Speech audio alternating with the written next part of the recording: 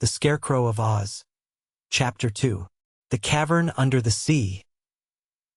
The circles were so much smaller at the bottom of the basin, and the boat moved so much more swiftly, that Trot was beginning to get dizzy with the motion, when suddenly the boat made a leap and dived headlong into the murky depths of the hole. Whirling like tops, but still clinging together, the sailor and the girl were separated from their boat and plunged down into the farthermost recesses of the great ocean.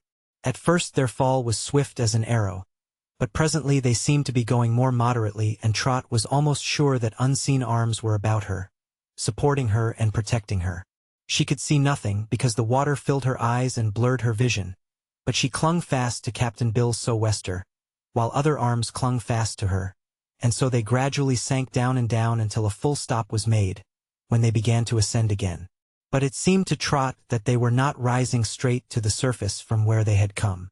The water was no longer whirling them, and they seemed to be drawn in a slanting direction through still, cool ocean depths.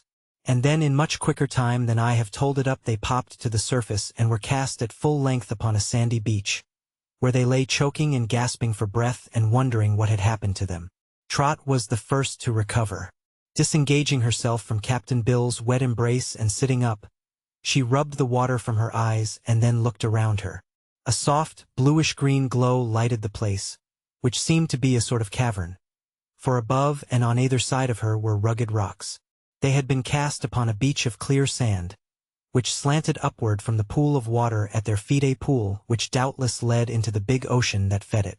Above the reach of the waves of the pool were more rocks, and still more and more, into the dim windings and recesses of which the glowing light from the water did not penetrate.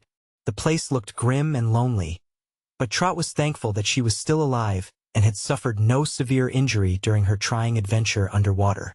At her side Captain Bill was sputtering and coughing, trying to get rid of the water he had swallowed. Both of them were soaked through, yet the cavern was warm and comfortable, and a wetting did not dismay the little girl in the least. She crawled up the slant of sand and gathered in her hand a bunch of dried seaweed, with which she mopped the face of Captain Bill and cleared the water from his eyes and ears. Presently the old man sat up and stared at her intently. Then he nodded his bald head 3 times and said in a gurgling voice, "Mighty good, Trot, mighty good. We didn't reach Davy Jones's locker that time, did we? Though why we didn't, and why we're here, is more'n I can make out." "Take it easy, Captain," she replied. "We're safe enough, I guess, at least for the time being."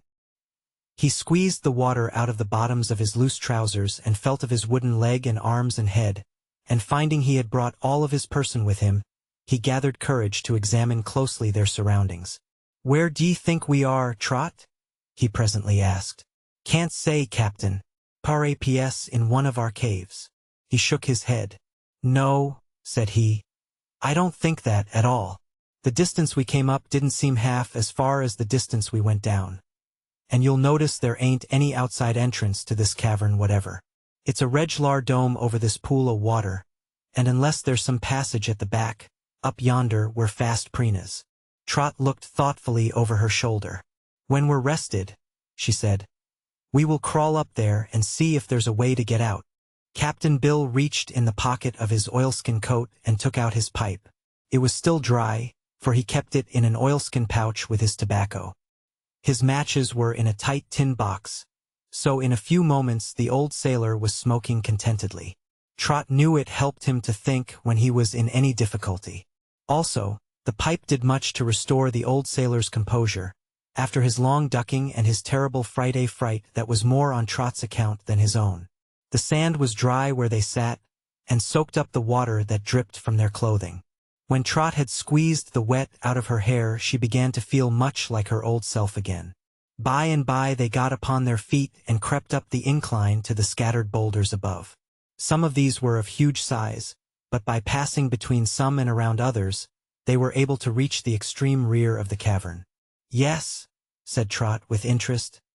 "Here's a round hole, and it's black as night inside it," remarked Captain Bill. "Just the same," answered the girl. "We ought to explore it and see where it goes, 'cause it's the only possibly way we can get out of this place." Captain Bill eyed the hole doubtfully. "It may be a way out of here, Trot," he said. But it may be a way into a far worse place than this. I'm not sure, but our best plan is to stay right here. Trot wasn't sure, either, when she thought of it in that light. After a while she made her way back to the sands again, and Captain Bill followed her. As they sat down, the child looked thoughtfully at the sailor's bulging pockets. "How much food have we got, Captain?" she asked. "Half a dozen ship's biscuits and a hunk o' cheese," he replied. "Want some now, Trot?" She shook her head, saying, "That ought to keep us alive 'bout 3 days if we're careful of it." "Longer'n that, Trot," said Captain Bill, but his voice was a little troubled and unsteady. "But if we stay here we're bound to starve in time," continued the girl. "While if we go into the dark hole, some things are more hard to face than starvation," said the sailor-man gravely. "We don't know what's inside that dark hole, Trot, nor where it might lead us to." "There's a way to find that out," she persisted. Instead of replying, Captain Bill began searching in his pockets. He soon drew out a little package of fishhooks and a long line. Trot watched him join them together. Then he crept a little way up the slope and turned over a big rock. 2 or 3 small crabs began scurrying away over the sands, and the old sailor caught them and put one on his hook and the others in his pocket. Coming back to the pool, he swung the hook over his shoulder and circled it around his head and cast it nearly into the center of the water, where he allowed it to sink gradually, paying out the line as far as it would go. When the end was reached, he began drawing it in again, until the crab bait was floating on the surface. Trot watched him cast the line a second time and a third. She decided that either there were no fishes in the pool or they would not bite the crab bait. But Captain Bill was an old fisherman and not easily discouraged. When the crab got away, he put another on the hook. When the crabs were all gone, he climbed up the rocks and found some more. Meantime, Trot tired of watching him and lay down upon the sands, where she fell fast asleep. During the next 2 hours her clothing dried completely, as did that of the old sailor. They were both so used to salt water that there was no danger of taking cold. Finally the little girl was wakened by a splash beside her and a grunt of satisfaction from Captain Bill. She opened her eyes to find that the captain had landed a silver-scaled fish weighing about 2 pounds. This cheered her considerably, and she hurried to scrape together a heap of seaweed, while Captain Bill cut up the fish with his jackknife and got it ready for cooking. They had cooked fish with seaweed before. Captain Bill wrapped his fish in some of the weed and dipped it in the water to dampen it.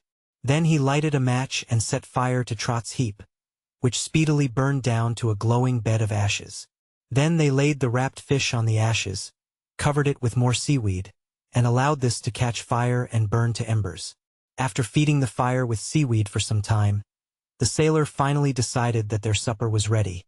So he scattered the ashes and drew out the bits of fish, still encased in their smoking wrappings.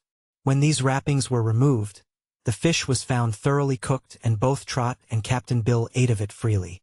It had a slight flavor of seaweed and would have been better with a sprinkling of salt. The soft glow which until now had lighted the cavern began to grow dim, but there was a great quantity of seaweed in the place. So after they had eaten their fish, they kept the fire alive for a time by giving it a handful of fuel now and then. From an inner pocket the sailor drew a small flask of battered metal and, unscrewing the cap, handed it to Trot. She took but 1 swallow of the water, although she wanted more, and she noticed that Captain Bill merely wet his lips with it. "S'pose," said she, staring at the glowing seaweed fire and speaking slowly, "that we can catch all the fish we need. How about the drinking water, Captain?" He moved uneasily but did not reply. Both of them were thinking about the dark hole, but while Trot had little fear of it, the old man could not overcome his dislike to enter the place. He knew that Trot was right, though. To remain in the cavern, where they now were, could only result in slow but sure death. It was night-time upon the earth's surface, so the little girl became drowsy and soon fell asleep. After a time the old sailor slumbered on the sands beside her. It was very still and nothing disturbed them for hours. When at last they awoke, the cavern was light again.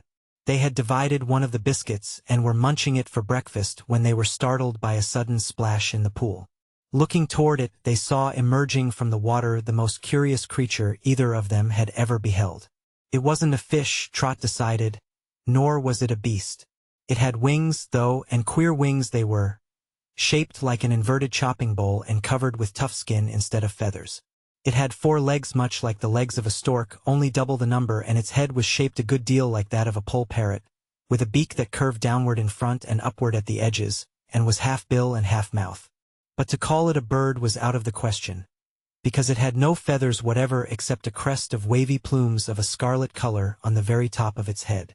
The strange creature must have weighed as much as Captain Bill, and as it floundered and struggled to get out of the water to the sandy beach, it was so big and unusual that both Trot and her companions stared at it in wonder that was not unmixed with fear.